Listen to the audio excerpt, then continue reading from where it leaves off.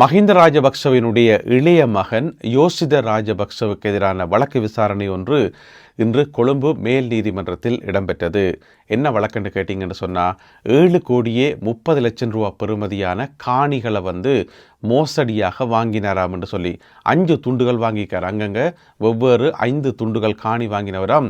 7,30,00,000 ரூபாய்க்கு அவ்வளோத்தையும் உழைச்சி சொந்த காசுலையாக வாங்கினவர் இல்லை, அதை மோசடி செய்து சுத்தமாத்து செய்து அந்த காணியை வாங்கியிருக்கார். இப்போ அது சம்பந்தமான வழக்கு நீதிமன்றத்தில் போய்கொண்டிருக்குது. கொழும்பு மேல் நீதிமன்ற நீதிபதி உதேஷ் ரணதுங்க அவர்களுடைய தலைமையில் இன்றைக்கு வழக்கு விசாரணைகள் இடம்பெற்று, அப்போ சாட்சிகளை கூட்டிக் கொண்டு நீ அடுத்த கட்டம் போத்தன வேணும்.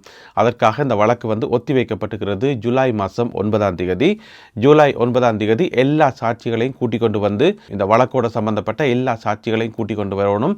சாட்சிகளுக்கு எந்த விதமான அச்சுறுத்தலும் வழங்கக்கூடாது சொல்லி நீதிபதி ஒரு கடுமையான உத்தரவு ஒன்றை பிறப்பித்திருக்கின்றார் யோசித ராஜபக்சவுக்கு.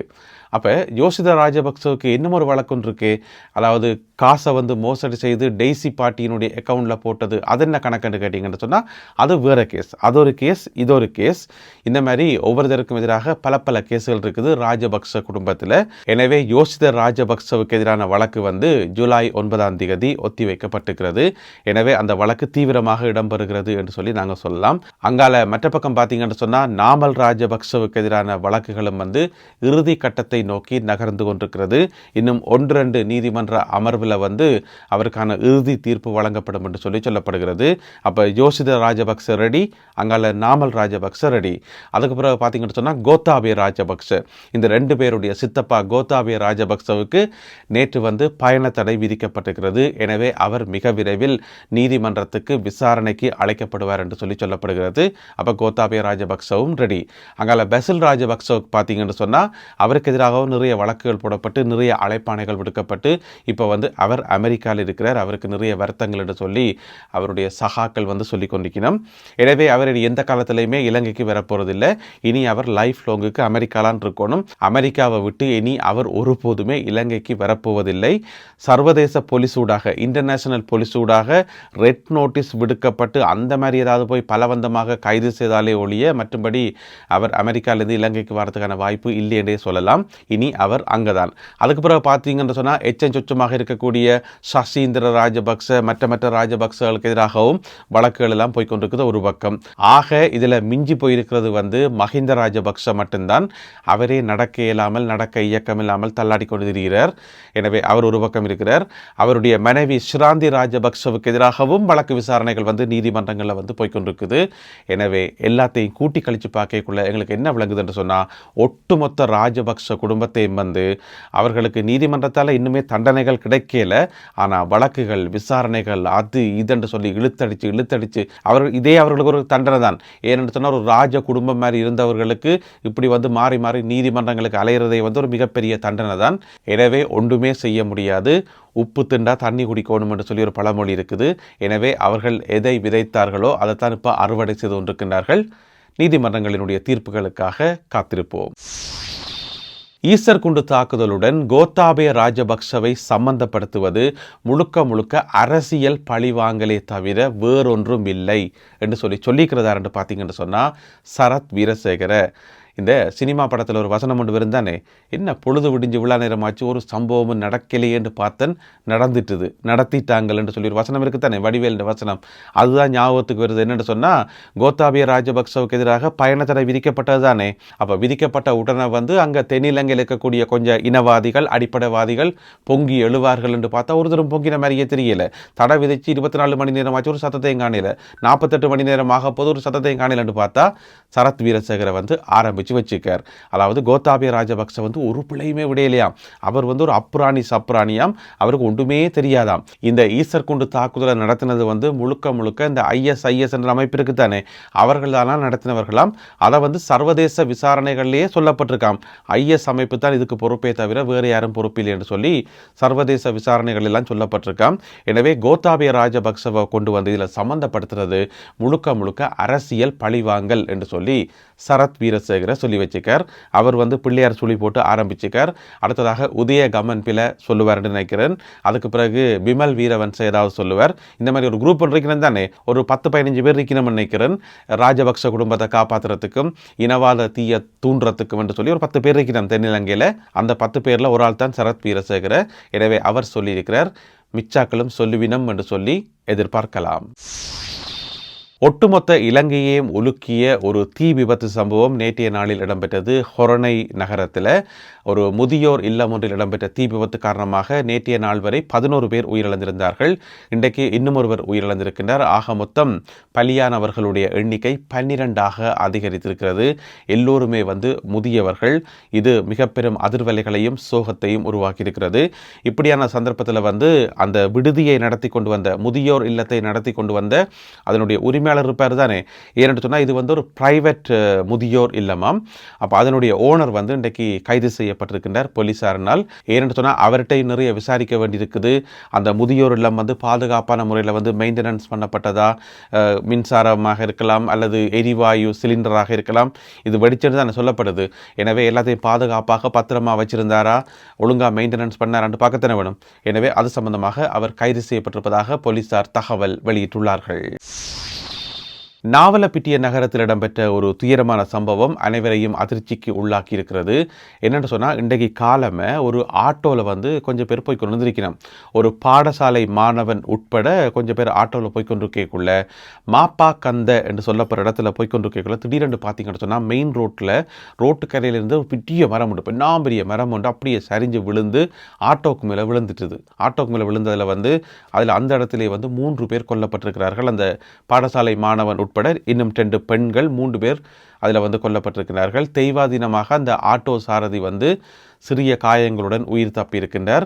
உடனடியாக அந்த பகுதி மக்கள் அனைவரும் திரண்டு வந்து அந்த மரத்தை அகற்றுறதுக்கு பட்ட பாடு. ஏன்னு சொன்னால் அது அவ்வளோ பின்னாம்பெரிய மரம். பிறகு வந்து பிட்டிய கஷ்டப்பட்டு அந்த ஆட்டோவை மீட்டெடுத்து அது பிறகு அந்த சாரதி வந்து இப்பொழுது மருத்துவமனையில் அனுமதிக்கப்பட்டிருக்கின்றார்.